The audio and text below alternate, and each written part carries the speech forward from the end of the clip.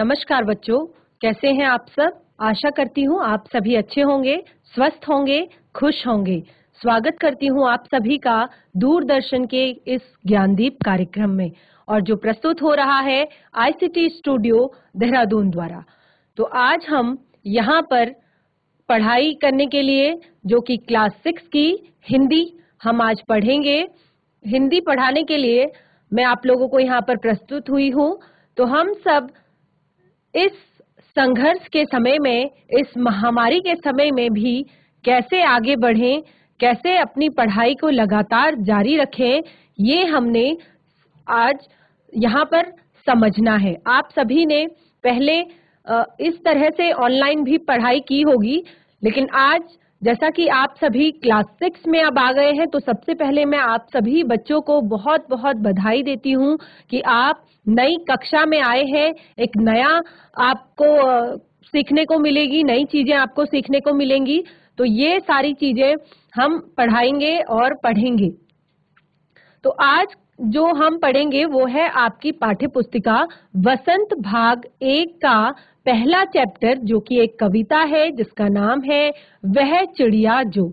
ये जो कविता है ये केदारनाथ अग्रवाल जी द्वारा लिखी गई है, और इस कविता में हमें एक चिड़िया के बारे में बताया है।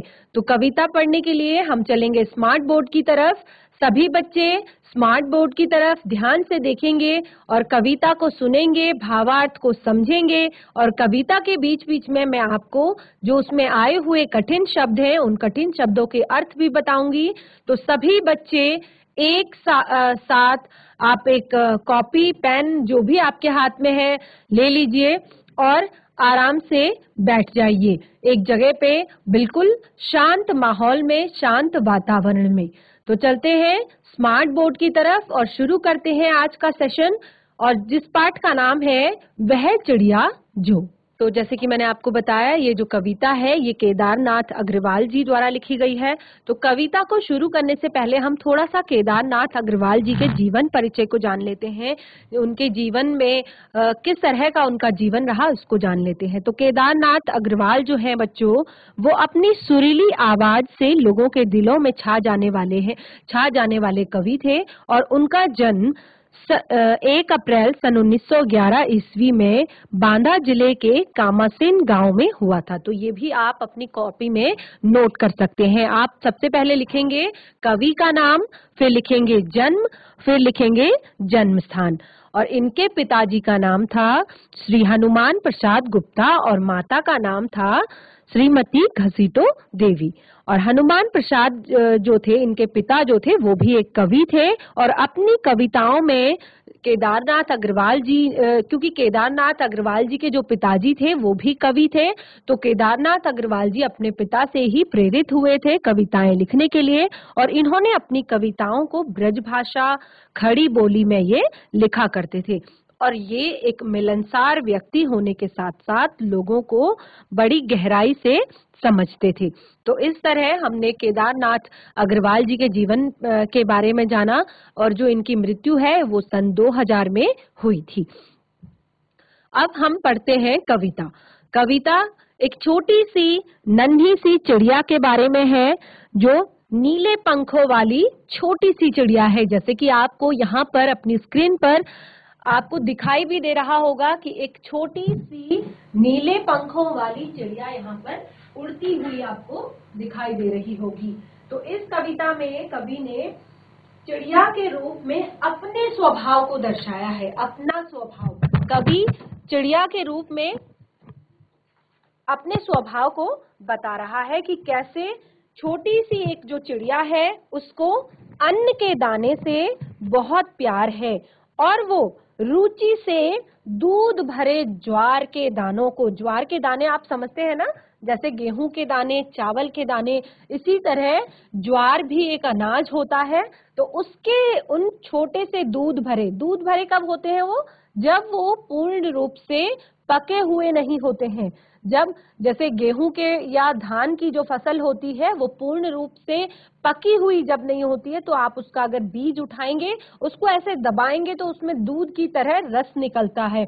तो वही रस ये जो चिड़िया है, छोटी नन्ही सी जो चिड़िया है, वो बड़े चाव से खाती है और वो बहुत ज्यादा संतोषी है। संतोषी का अर्थ होता है बिल्कुल मन में, जिसको थोड़ी सी चीज से जो संतोष जिसको हो जाए, जिसका मन भर जाए। तो इस तरह की छोटी सी चिड़िया के बारे में यहाँ पे बताया है कि कैसे वो अन्न के दानों को खाती है और कैसे वो खुश रहती है अपने इस जीवन में, और कैसे वो जल पीती है, किस तरह के काम वो अपने जीवन में करती है। यहाँ पर यही इसके बारे में बताया गया है। तो कविता को शुरू करते हैं। वह चिड़िया जो चोंच मारकर दूध भरे झुंडी के दाने रुचि से रस से खा लेती है, वह छोटी संतोषी चिड़िया नीले पंखों वाली मैं हूँ और मुझे अन्न से बहुत प्यार है। तो चिड़िया अपने बारे में बता रही है, जैसे कि मैंने आपको बताया कि कवि ने स्वयं को बताया है, इसमें अपने आप को बताया है, अपने मन के स्वभाव को बताया है कि किस तरह का मेरा भी स्वभाव है, किस तरह का भी मैं भी एक संतोषी व्यक्ति हूँ जो छोटी सी चीज पे संतुष्ट हो जाता हूँ। तो वह छोटी सी चिड़िया दूध भरे झुंडी के दाने, तो झुंडी का अर्थ है ज्वार। ज्वार के जो दाने होते हैं ना, उनको झुंडी यहाँ पर कहा गया है। रुचि से, रुचि का क्या अर्थ होता है? बड़े चाव से। अगर आपको आपकी कोई मनपसंद चीज अगर खाने को मिल जाए तो आप उसको बड़े चाव से खाते हैं, बड़े मजे लेके खाते हैं। तो उसी तरह चिड़िया भी, क्योंकि उसको बहुत मुलायम मीठे दाने मिल गए हैं ज्वार के, जिसको वो रुचि से रस यानी कि मुंह में पानी आ जाता है। जब हमारी कोई फेवरेट चीज हमें मिलती है तो क्या होता है, हमारे मुंह में पानी आ जाता है ना। तो ऐसे ही रस से, रुचि से वो उन ज्वार के दानों को खा लेती है। वह छोटी संतोषी चिड़िया नीले पंखों वाली मैं हूँ। तो चिड़िया अपने बारे में बताती है कि ऐसी छोटी सी प्यारी सी संतोषी, मन में जिसके संतोष हो, जिसके मन में शांति हो, जो बिल्कुल भी दूसरों की चीज के लिए, दूसरों की चीज पाने के लिए और अधिक चीजों को पाने की लालसा जिसके मन में ना हो, जिसको थोड़ा अगर मिल जाए तो वो संतुष्ट हो जाती है, वो प्यारी सी छोटी सी नीले पंखों वाली चिड़िया मैं हूँ। और वो अंतिम पंक्ति में कहती है कि मुझे अन्न से बहुत प्यार है। तो मुझे इस तरह के अन्न से बहुत प्यार है। अगली पंक्तियां हैं। वह चिड़िया जो कंठ खोलकर बूढ़े वन बाबा की खातिर रस उड़ेल कर गा लेती है, वह छोटी मुंह बोली चिड़िया नीले पंखों वाली मैं हूँ, मुझे विजन से बहुत प्यार है। अब चिड़िया अगली पंक्तियों में क्या कहती है?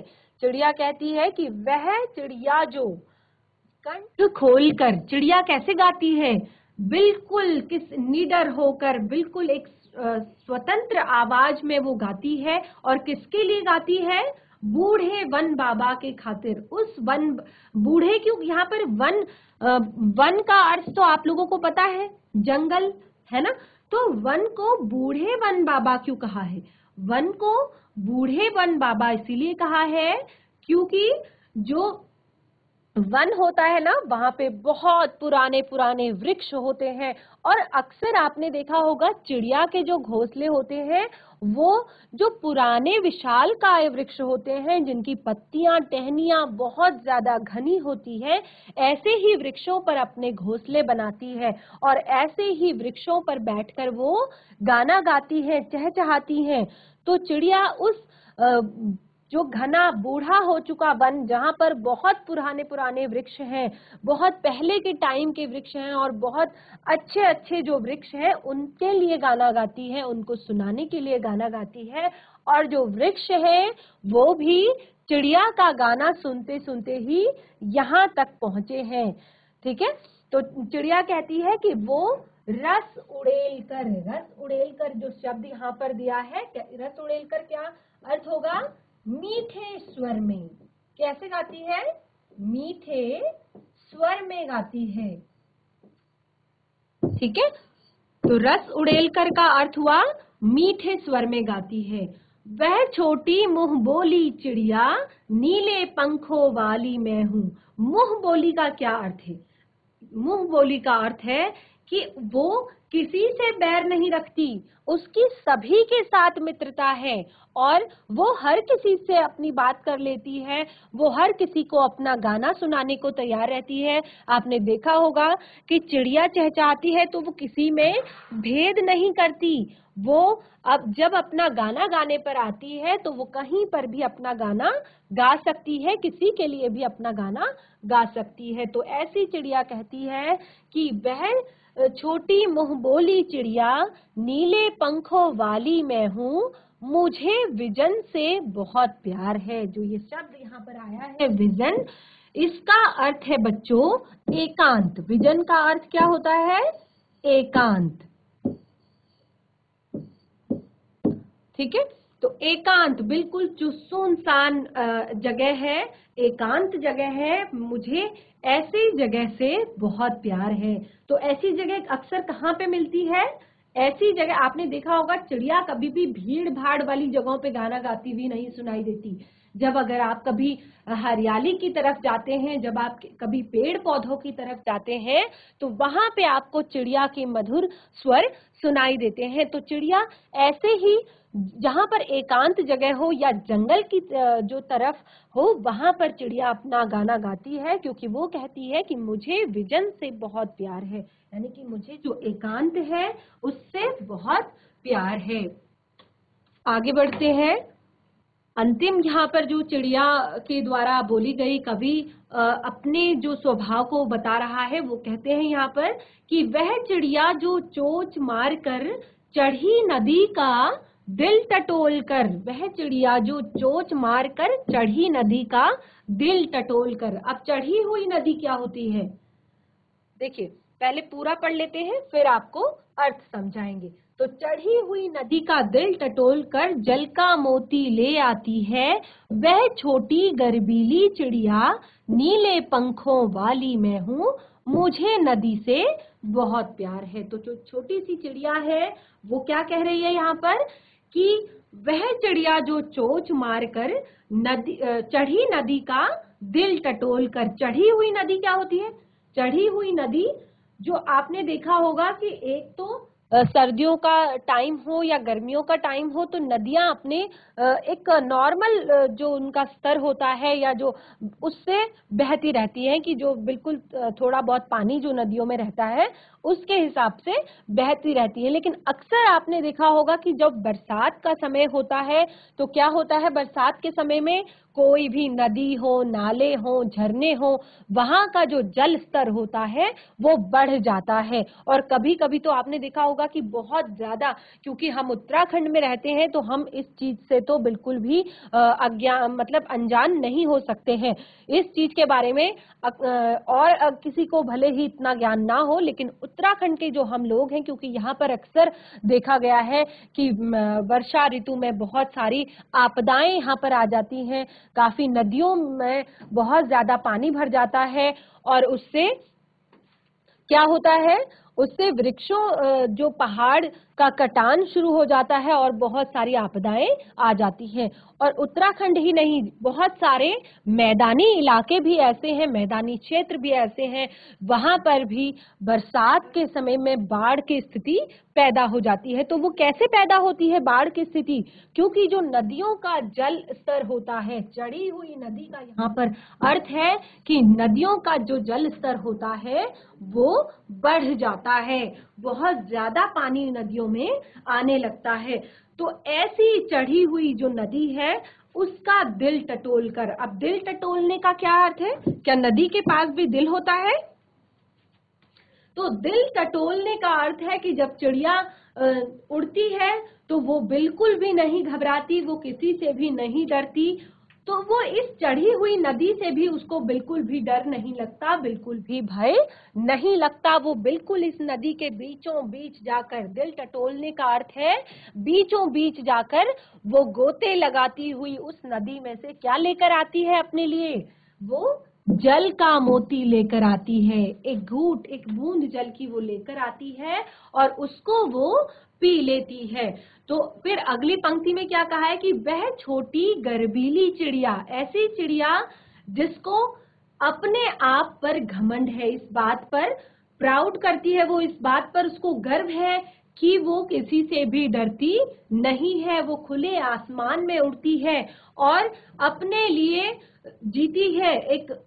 और बहुत ज्यादा सबसे मेन बात है, सबसे बड़ी बात है कि वो बहुत ज्यादा संतोषी है, उसको बिल्कुल भी अनावश्यक चीजों की लालसा नहीं है, वो उतना ही खाती है, वो उतना ही लेती है जितना उसको चाहिए होता है, जितनी की उसको आवश्यकता होती है उतना ही वो लेती है। तो इसी तरह चिड़िया कहती है कि वो एक इतनी चढ़ी हुई नदी का भी दिल टटोलकर, यानी कि उसके बीचों बीच जाकर गोते लगाकर एक जल का छोटा सा मोती लेकर आती है और वह छोटी गर्वीली चिड़िया नीले पंखों वाली मैं हूँ। और अंतिम पंक्ति में कहती है कि मुझे नदी से बहुत प्यार है। तो ऐसी चिड़िया कहती है कि मुझे नदी से बहुत प्यार है और मुझे स्वयं पर गर्व है कि मैं किसी की भी चीज के लिए अपनी लालसा को नहीं जगाती हूँ। जितना मुझे मिलता है, जितना मुझे भगवान ने दिया हुआ है, जो शक्ति मुझे भगवान ने दी हुई है, उसमें मैं संतुष्ट रहती हूँ। तो केदारनाथ अग्रवाल जी द्वारा जो लिखी गई यहाँ पर कविता है, ये हमें एक बहुत अच्छा संदेश देती है। किस तरह का संदेश देती है बच्चों? ये हमें संतोषी होने का संदेश देती है एक छोटी सी चिड़िया के माध्यम से कि हमें जितना मिलता है हमें उसमें खुश रहने के लिए सोचना चाहिए कि हाँ, इतना अगर हमें भगवान ने दिया है, नहीं, बहुत अच्छी बात है कि हमें तरक्की करनी है, हमें आगे बढ़ना है, हमें बहुत सारे काम अपने जीवन में करने हैं, लेकिन अपनी मेहनत के बल पे। अगर हम अपनी मेहनत के बल पे किसी बड़े मुकाम पर पहुंचते हैं, कुछ बड़ा काम करते हैं, तो ये स्वयं दूसरों के लिए ही नहीं, हमारे स्वयं के लिए भी गर्व की बात है।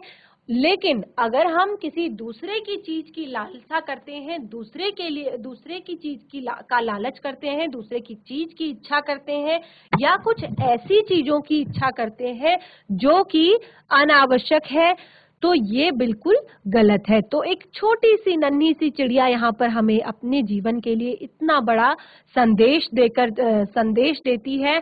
और यहाँ पर जो शब्द, एक जो पंक्ति चिड़िया ने बोली है कि चढ़ी हुई नदी का दिल टटोल कर, यानी कि कितनी भी मुसीबतें आ जाए, क्या चिड़िया केवल बरसात में पानी पीती है? क्या चिड़िया केवल चढ़ी हुई नदी का पानी पीती है? नहीं, लेकिन उस चिड़िया यहाँ पर हमें समझाना चाहती है कि कभी भी अगर कोई कठिन परिस्थिति भी अगर आ जाए तो उसमें भी मैं घबराती नहीं हूँ। कोई भी कठिन परिस्थिति, क्योंकि चढ़ी हुई नदी देखकर चिड़िया क्या जल पीना छोड़ देगी? नहीं छोड़ेगी, क्योंकि जल तो पीना ही है। तो उस समय भी वो अपना संघर्ष नहीं छोड़ती, अपने लिए जीना नहीं छोड़ती, और वो एक ताकत दिखाती है, एक अपने लिए काम करती है, और वो ऐसी परिस्थिति में भी जल लेकर आ जाती है। तो यही हमें भी सिखाया गया है कि कठिन परिस्थिति से हमें डरना नहीं है, लड़ना है और आगे बढ़ना है अपने जीवन में, और वो भी संतुष्टि के साथ। तो इस पाठ से संबंधित कुछ प्रश्न हैं, उनको हम कर लेते हैं। देखिए, यहाँ पर प्रश्न दिया है कि कविता पढ़कर तुम्हारे मन में चिड़िया का जो चित्र उभरता है उस चित्र को कागज में बनाओ। तो ये कितनी अच्छी बात है। देखिए, आप सभी लोग अभी घर में हैं और बहुत टाइम से एक साल 1.5 साल हमको घर में होने जा रहा है, तो बहुत ज्यादा बोर हम हो जाते हैं और हम पढ़ाई भी उस तरीके से नहीं कर पाते जितना हम स्कूल जाते वक्त कर पाते हैं। लेकिन अगर आपकी क्लास इस तरीके से चल रही है, आपको इस माध्यम से अगर पढ़ाया जा रहा है, तो ये बहुत अच्छी बात है। आप अपने समय का सदुपयोग कर सकते हैं। तो यहाँ पर देखिए, चिड़िया के बारे में हमें पढ़ाया। हमने बहुत यहाँ पर अच्छे से चिड़िया के विषय में पढ़ा कि कैसे वो अपने जीवन को जीती है। तो कविता को पढ़कर आपके मन में, आप सभी के लिए अलग अलग बोला जा रहा है कि आप लोगों के मन में जिस तरह का भी चित्र उभरता है चिड़िया का, आप उसको कागज पर बना सकते हैं। अगर आप यहाँ पर कागज, कॉपी और पेंसिल और पेन लेके बैठे हुए हैं तो आप बना सकते हैं, वरना ये आपका होमवर्क है कि आप इसको बनाएंगे अपनी कॉपी में। और आज से आप अपनी एक कॉपी बनाएंगे, उस पे काम करना शुरू करेंगे। जैसे पहला पाठ है तो आप उसमें पहला पाठ डालेंगे, पाठ का नाम डालेंगे, फिर उस कविता को लिखेंगे, फिर ऐसा प्यारा सा एक चिड़िया का चित्र बनाएंगे और उसके बाद पाठ से संबंधित प्रश्न उस पर करेंगे। और हाँ, कठिन शब्द भी आप उस पे लिखेंगे। दूसरा यहाँ पर प्रश्न दिया गया है कि तुम्हें कविता का कोई और शीर्षक देना हो तो आप क्या शीर्षक देना चाहोगे। तो ये बहुत अच्छी बात है कि अगर आप इस कविता को पढ़ लेते हैं तो अगर आपके दिमाग में आता है कि नहीं, इस कविता का एक और ये शीर्षक भी हो सकता है। शीर्षक जानते हैं ना क्या होता है? जो कविता का शीर्ष हमें दिया रहता है, जिस नाम से कविता हमारी दी गई होती है। तो यहाँ पर कविता का नाम है वह चिड़िया जो। तो इसके अलावा भी अगर आपको लगता है कि हाँ, मैं इससे अच्छा कविता का यहाँ पर शीर्षक दे सकता हूँ, तो वो भी आप लिख सकते हैं। अगला प्रश्न है यहाँ पर, इस कविता के आधार पर बताइए कि चिड़िया को किन किन चीजों से प्यार है। कविता हमने पढ़ ली और समझ भी लिया, तो आप बिल्कुल आसानी से बता सकते हैं, आराम से बता सकते हैं कि चिड़िया को किन किन चीजों से प्यार है। तो सबसे पहले चिड़िया ने किस बारे में बताया कि किस चीज से प्यार है चिड़िया को? चिड़िया को उस दूध भरे ज्वार के दाने से प्यार है, चिड़िया को विजन से, एकांत से प्यार है, चिड़िया को नदी से प्यार है, चिड़िया को खुले आसमान से प्यार है। तो ये सारी चीजें आप इसमें लिख सकते हैं। और यहाँ पर चौथा आपको एक प्रश्न दिया गया है, आशय स्पष्ट करो। रस उड़ेल कर गा लेती है। तो ये अगर आपको रस उड़ेल कर शब्द का अर्थ पता है तो आप बता सकते हैं कि क्या आश्रय हो सकता है, क्या मीनिंग हो सकता है इस लाइन का। अगला है, चढ़ी नदी का दिल टटोल कर जल का मोती ले आती है। ये भी मैंने आप लोगों को बता दिया कि चढ़ी हुई नदी किसको कहते हैं और दिल टटोलना किसको कहते हैं। तो ये जो पाठ है ये यहीं पर हमारा समाप्त होता है। आशा करती हूँ कि आपको पाठ समझ में आया होगा। तो आज का जो ये चैप्टर है वह चिड़िया जो, ये मैंने आप लोगों को भावार्थ सहित समझा दिया है और पाठ से संबंधित प्रश्न उत्तर भी हमने कर लिए हैं। तो आपके अगले सेशन में मिलेंगे एक नए पाठ के साथ और एक नई ऊर्जा के साथ। तब तक घर पर रहिए, सुरक्षित रहिए, हंसते मुस्कुराते रहिए और जो भी आपको होमवर्क दिया जाता है उसको बिल्कुल अच्छे से, ध्यान से, मन से कीजिए। तब तक के लिए धन्यवाद। आपका दिन शुभ हो।